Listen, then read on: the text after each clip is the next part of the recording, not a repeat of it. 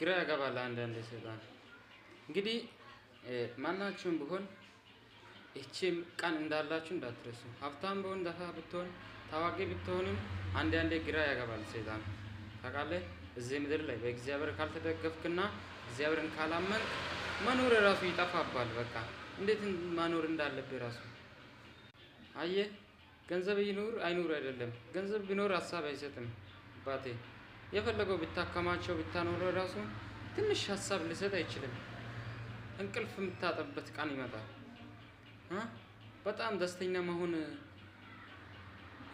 በጣም ገንዘብ ማግኘት በጣም ሰው መከበብን አትመን እሱ እንዳለው ውድቀትም አለ ክሳራም አለ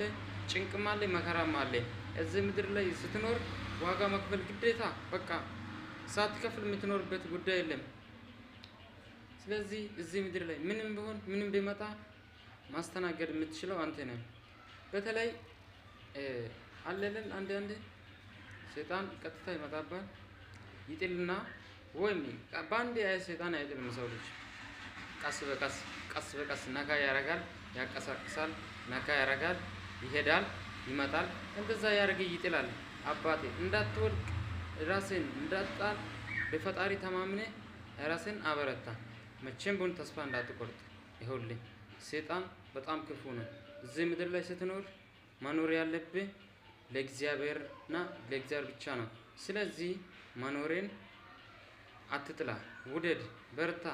ምንም ቢሆን ያልፋል የማያልፍ ቀን የለም ስለዚህ እግዚአብሔር ታመን ወዳችኋለሁ